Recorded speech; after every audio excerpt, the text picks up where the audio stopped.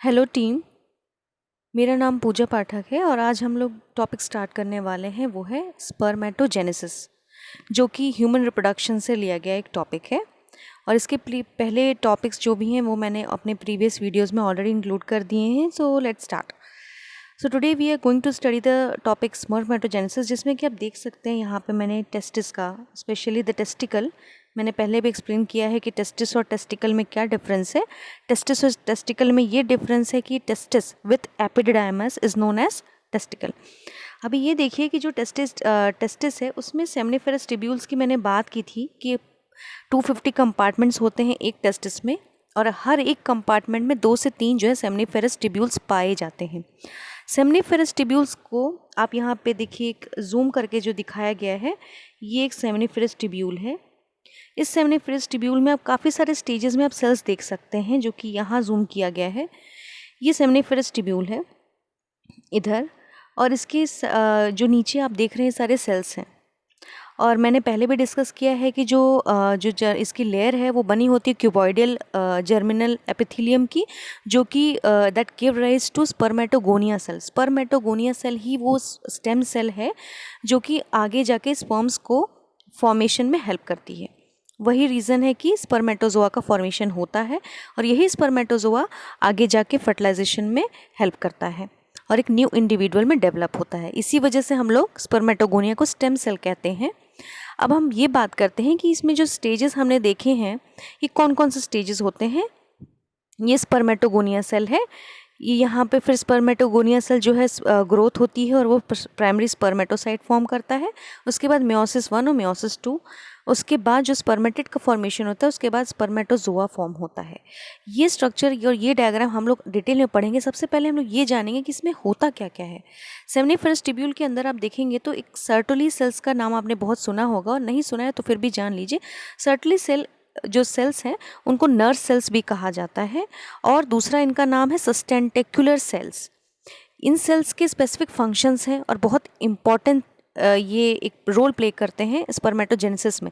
तो सबसे पहले, rather than studying all the stages of this spermatogenesis, हम लोग पहले इन सेल्स की स्पेशलिटी पढ़ेंगे।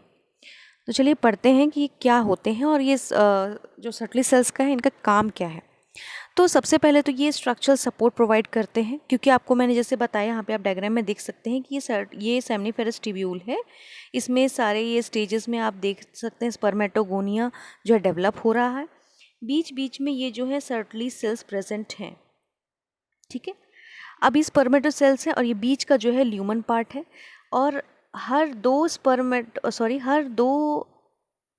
दूसरे सेमनिफेरस ट्यूब्यूल्स के बीच में आप कुछ स्पेस देख सकते हैं। इस स्पेस को हम लोग कहते हैं इंटरस्टिशियल स्पेस, ठीक है, क्योंकि 2 सेल्स के बीच में है और इनके बीच में एक सेल्स प्रेजेंट होती है, उनको बोला जाता है इंटरस्टिशियल सेल्स।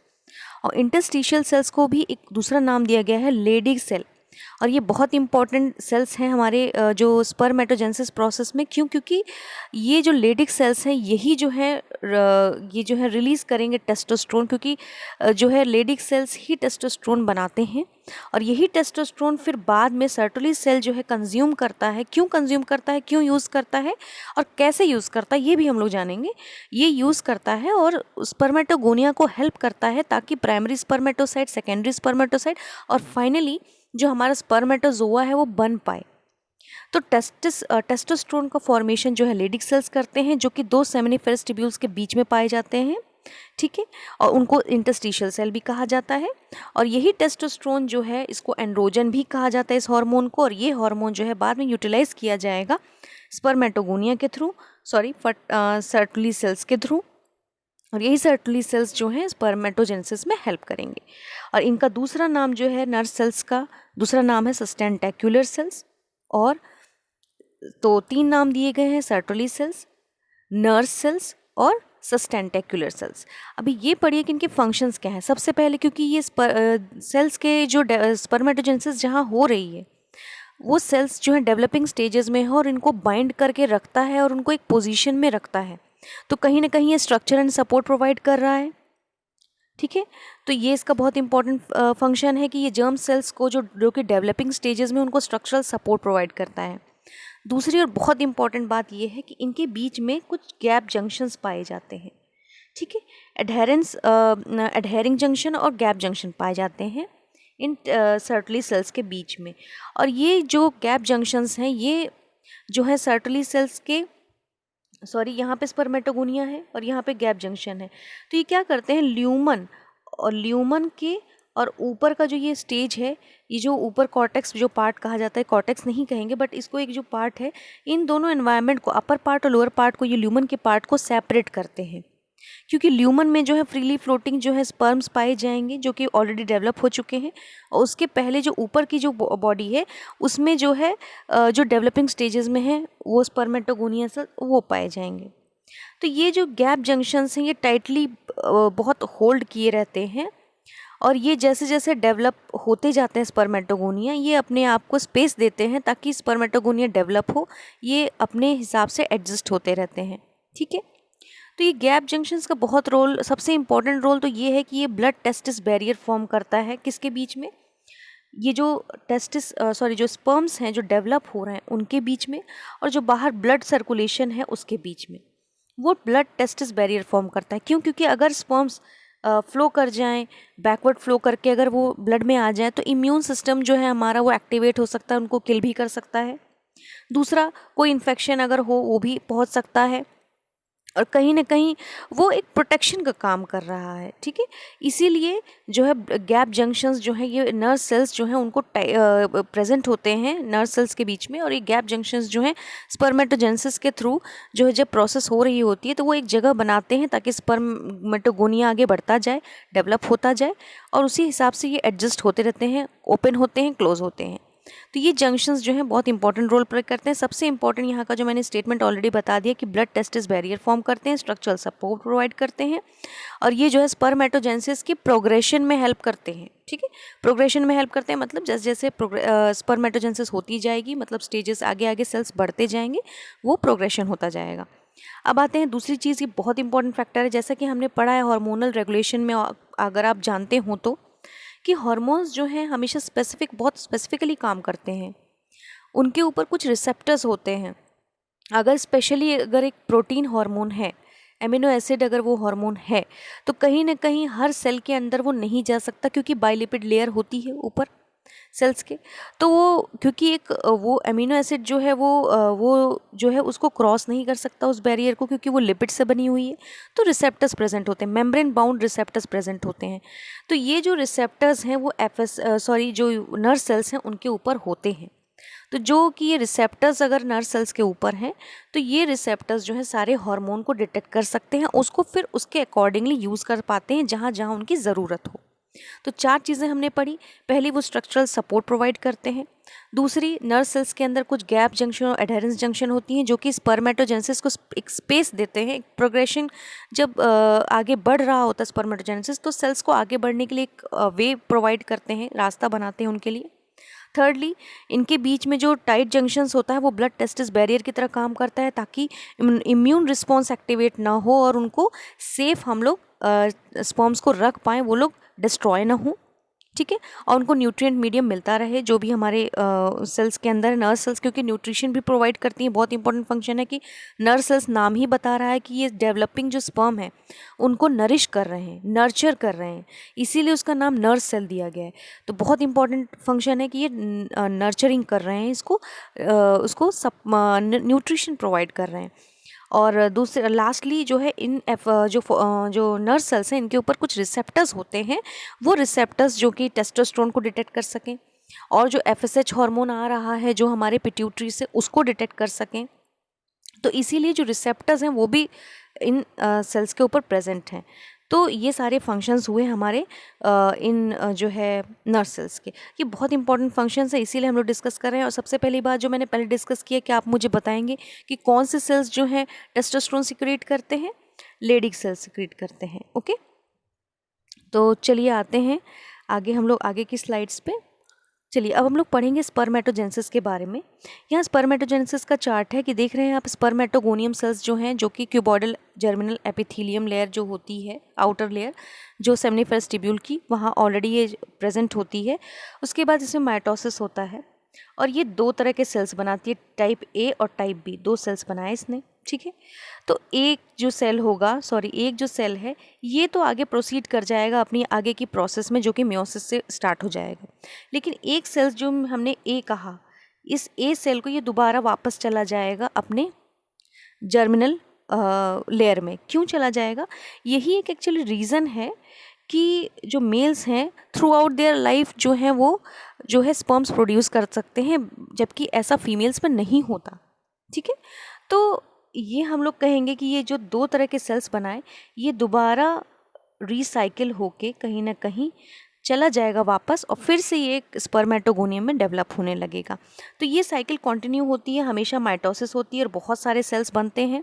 तो जैसे कि टाइप ए और टाइप बी, जो कि एक सेल जो है वो आगे प्रोसीड कर जाएगा अपनी आगे की प्रोसेस को, और जो दूसरा टाइप का सेल है वो दोबारा वापस चला जाएगा और स्पर्मेटोगोनिया में जो है रिसाइकिल हो जाएगा, ताकि वहाँ पे स्पर्मेटोगोनिया की कमी ना हो, ठीक है। और स्पर्मेटोगोनियम सेल्स प्रेजेंट होंगे तो वो आगे भी through out their life mitosis करके नए सेल्स बनाते रहेंगे और स्पर्मेटोजोआ का फॉर्मेशन होता रहेगा, ठीक है। यही एक बेसिक रीज़न है जिसकी वजह से कहा जाता है कि males they are reproductively active throughout their life, ठीक है। अब आगे बढ़ते हैं। बी सेल जब मैं डिलीट कर देती हूँ। चलिए अब बात करते हैं कि स्पर्मेटोगोनियम सेल्स जो है इट अंडरगोज माइटोसिस, ठीक है। ये एक इक्वेशनल डिवीजन है, इसमें कोई रिडक्शन नहीं हो रहा है। जैसा कि आप देख रहे हैं कि ये डिप्लॉयड है सेल, तो डिप्लॉयड जो है सेल जो है माइटोसिस करता है और अपने ही तरह के काफ़ी सारे सेल्स बना लेता है, तो इक्वेशनल डिवीजन हुआ। इसमें डिप्लॉयड सेल है तो 2n है, जबकि जब हम लोग बात करें कि ये स्पर्मेटोजोआ है तो स्पर्मेटोजोआ में 50% जो है वो स्पर्म्स ऐसे होते हैं जो कैरी करते हैं एक्स क्रोमोसोम को, और 50% सेल्स ऐसे होते हैं जो वाई क्रोमोसोम को कैरी करते हैं। तो अभी यहाँ पे हम लोग आगे बात करेंगे कि जो है ये मैंने कैरेक्टरिस्टिक बताया है स्पर्म्स के कि कौन कौन से सेल्स जो होते हैं, ठीक है। अभी हम लोग ये बात करते हैं कि प्राइमरी स्पर्मेटोसाइट ये है। ये प्राइमरी स्पर्मेटोसाइट कैसे बना? माइटोसिस हुई, प्राइमरी स्पर्मेटोसाइट बना, उसके बाद मेयोसिस 1 होगा जो कि रिडक्शनल डिवीजन है। यही एक ऐसा स्टेज है जहाँ पे कि डिप्लॉयड जो है सेल वो हैप्लॉयड में कन्वर्ट हो जाएगा, ठीक है। यहाँ पे आप देख सकते हैं कि हैप्लॉयड में कन्वर्ट हो चुका है, इसमें सिर्फ हाफ सेट जो है क्रोमोसोम्स के बढ़ चुके हैं। और फिर secondary spermatocyte again it undergoes meiosis 2 and it forms 4 cells that is spermatid, ठीक है, which is a immotile cell, जो कि हम लोग कह रहे हैं कि इमोटाइल है। और ये मोटाइल कब होगा? मैंने अपने पहले भी वीडियो में बताया हुआ है कि मोटाइल तब होगा, थोड़ा बहुत मोटाइल होता है बट रिप्रोडक्टिवली जो एक्टिव जो मोटिलिटी चाहिए उसको रिप्रोडक्शन में हेल्प करने के लिए, फर्टिलाइजेशन में हेल्प करने के लिए, वो जो है इसके अंदर मोटिलिटी आएगी एपिडिडाइमस में, ठीक है। तो यहाँ हम लोग बात कर रहे हैं कि spermatogonium it undergoes mitosis, then it forms primary spermatocyte. Primary spermatocyte जो है एक रिडक्शनल डिवीजन में जाएगा जो कि मेयोसिस 1 है, और वहाँ पे हैप्लॉइड सेट्स जो हैं बन जाएंगे, वो है सेकेंडरी स्पर्मेटोसाइट के। फिर मेयोसिस 2 में जाएगा जहाँ की हैप्लॉइड सेट ही हैं स्पर्मेटिड्स, बट सेल्स जो हैं इक्वेशनल डिवीजन अगेन हर एक सेल जो है कर जाएगा। तो अगर हम लोग अल्टीमेटली पूछें कि अगर कोई आपसे पूछे कि इस एक प्राइमरी स्पर्मेटोसाइट है, अगर वो कितने स्पर्मेटिड्स फॉर्म करता है या कितने स्पर्मेटोजोआ फॉर्म करता है, तो 1 से 4 बनेंगे। याद रखना है कि एक प्राइमरी स्पर्मेटोसाइट से 4 स्पर्मेटोजोआ बनेंगे या 4 स्पर्मेटिड बनेंगे। और एक प्राइमरी स्पर्मेटोसाइट से कितने सेकेंडरी स्पर्मेटोसाइट बनेंगे? 2 स्पर्मेटोसाइट बनेंगे। तो ये क्वेश्चन काफ़ी बार पूछा जाता है कि अगर 100 प्राइमरी स्पर्मेटोसाइट हैं तो बताइए कि कितने स्पर्मेटिड फॉर्म होंगे, और ये भी बताइए कितने सेकेंडरी स्पर्मेटोसाइट फॉर्म होंगे। तो आप कंफ्यूज हो सकते हैं। तो सीधा अगर आपके पास है 100 दिया हुआ है प्राइमरी स्पर्मेटोसाइट, तो इसको आप मल्टीप्लाई कर दीजिए। अगर स्पर्मेटेड पूछा है तो 4 से, क्योंकि आपको पता है कि एक प्राइमरी स्पर्मेटोसाइट अगर 4 स्पर्मेटेड बनाता है तो 100 कितने बनाएगा, उसको मल्टीप्लाई कर लीजिए, वो आ जाएगा 400। और अगर सेकेंडरी स्पर्मेटोसाइट की बात करें तो एक प्राइमरी स्पर्मेटोसाइट 2 सेकेंडरी स्पर्मेटोसाइट बनाता है, तो सीधी सी बात है 2 से मल्टीप्लाई करना है। तो ये क्वेश्चन अभी इजी लग रहा है, बट एज अ क्वेश्चन के फॉर्म में जब हम लोग पढ़ेंगे तो वो थोड़ा डिफिकल्ट हो जाता है। बट बहुत सिंपल सा कॉन्सेप्ट है, बहुत ज़्यादा दिमाग लगाने की इसमें ज़रूरत नहीं है। सिर्फ इतना याद रखना है कि 1 से 4 स्पर्मेटिड बनेंगे, एक प्राइमरी स्पर्मेटोसाइट 4 स्पर्मेटिड बनाता है, ठीक है। तो ये स्पर्मेटिड्स जो है फॉर्म हो गए। ये स्पर्मेटिड्स जो है फिर इट अंडरगोज डिफरेंशिएशन और उसके बाद 4 स्पर्मेटोजोआ बनेंगे। ठीक है, इसमें क्या होता है कि ये तो इनकी जो है आप शेप का जो है देख सकते हैं कि शेप में चेंज हो जाता है। इसको इसीलिए डिफरेंशिएशन कहा गया है। इसको कोई ये मियोसिस और माइटोसिस डिवीजन नहीं हो रहा है, यहाँ डिफरेंशिएशन हो रहा है। यहाँ कोलेस्ट्रॉल का डिपोजिशन हो रहा है इनके ऊपर, और गोल्गी बॉडीज़ जो हैं वो एक्रोसोम का फॉर्मेशन कर रही हैं। यहाँ पे टेल का फॉर्मेशन हो गया है। ठीक है, यहाँ पे मिडिल पीस आ गया है, हेड फॉर्म हो गया है, मिडिल पीस फॉर्म हो गया है, नेक फॉर्म हो गया है, टेल फॉर्म हो गया है। तो ये जो है स्पर्मेटिड जो है इमोटाइल स्पर्मेटिड जो है मोटाइल फॉर्म में कन्वर्ट हो चुका है, इसीलिए इस स्टेज को डिफरेंशिएशन स्टेज कहा जाता है। कई बार ये क्वेश्चन पूछा जाता है कि 4 स्पर्मेटिड्स या 2 स्पर्मेटिड्स जो है कितने स्पर्मेटोजोआ फॉर्म करेंगे, तो ये आपको पता होना चाहिए। अभी एक इम्पॉर्टेंट टर्म हमें ये पढ़ना है, इसमें 3 से 4 चीज़ें पूछी जाती हैं एग्जाम में कि what is the difference between spermatogenesis, spermiogenesis और स्पर्मिएशन। तो मैं आपको ये बता दूं कि अभी तक का जो प्रोसेस है स्पर्मेटोगोनियम से लेके फॉर्मेशन स्पर्मेटोजोआ, मैच्योर स्पर्मेटोजोआ, ये तो पूरा कंप्लीट स्पर्मेटोजेनेसिस है। अगर बात करें स्पर्मियोजेनेसिस की, तो conversion of spermatid to spermatozoa is known as spermiogenesis. ठीक है, स्पर्मियोजेनेसिस मतलब जब स्पर्मेटिड जो है स्पर्मेटोजोआ फॉर्म करे, और स्पर्मेटोगोनियम से लेके जो सफ़र है इनका स्पर्म्स के फॉर्मेशन तक का, या कह सकते हैं आप स्पर्मेटोजोआ के फॉर्मेशन तक, ये है स्पर्मेटोजेनेसिस। अब स्पर्मिएशन क्या है? स्पर्मिएशन ये है कि जब हम लोग बात करें, देखिए आप देख सकते हैं जो मैंने बताया था कि नर्व सेल्स जो हैं वो नरिशमेंट प्रोवाइड करती हैं डेवलपिंग सेल्स को। ठीक है, ये डेवलपिंग सेल्स हैं और वो अपने हेड का जो पोर्शन है, जो स्पर्मेटिड्स हैं, ये सारे अपने बहुत अच्छे से फ्यूज्ड रहती हैं नर्व सेल्स में। क्यों? क्योंकि इनको नरिशमेंट चाहिए, तो ये बहुत अच्छे से स्टिक करके रहती हैं, जुड़ के रहती हैं नर्व सेल्स के साथ। तो जब ये स्पर्मेटोजोआ का फॉर्मेशन होता है और ये रिलीज़ होती हैं स्पर्मेटोजोआ ल्यूमन में, जो कि अटैचमेंट जो है इनका नर्व सेल से जब रिलीज़ होता है या ख़त्म होता है और ये ल्यूमन में पोर हो जाती है, ताकि ल्यूमन से, क्योंकि आपने डायग्राम देखा था, जब ल्यूमन में आएंगी तभी तो ये वापस हमारे एपिडिडाइमस में जाएंगी। अब जब ल्यूमन में आएंगी यहाँ पे, तो ही तो एपिडिडाइमस में जाएंगी, और एपिडिडाइमस में जाके तभी तो रेटिटेस्टिस में जाएंगी, और फिर जो है पेनिस तक पहुँचेंगी।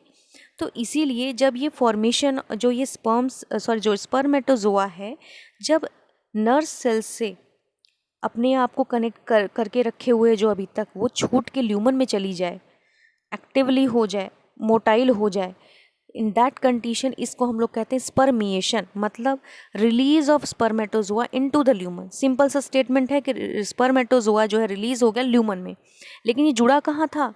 ये जो है नर्व सेल से जुड़ा हुआ था। क्यों जुड़ा था? रीज़न है क्योंकि इनको खाना चाहिए, इनको नरिशमेंट चाहिए। डेवलपिंग सेल है, इसके अंदर भी न्यूक्लियस है, इसको डेवलप होना है। इसको अभी ये अपने आप में एक जर्म सेल है, ये आगे एक नए इंडिविजुअल को डेवलप करने वाला है, तो इसको नरिशमेंट चाहिए। इसीलिए ये टर्म बहुत इंपॉर्टेंट है। कौन सा? Spermatogenesis means production of spermatozoa in the Sertoli cell is known as spermatogenesis. Spermiogenesis means spermatid से स्पर्म्स का फॉर्मेशन।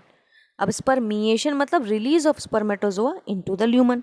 अब आते हैं कैपेसिटेशन। ठीक है, capacitation means final maturation of spermatozoon in the female genital tract. ठीक है, डीकैपेसिटेशन के बारे में हमने पढ़ा था कि डिपोजिशन हो रहा है कोलेस्ट्रॉल का स्पर्म्स के हेड पे, ये कहाँ हो रहा है? ये एपिडिडाइमस में हो रहा है, हमने पहले प्रीवियस वीडियो में पढ़ा है।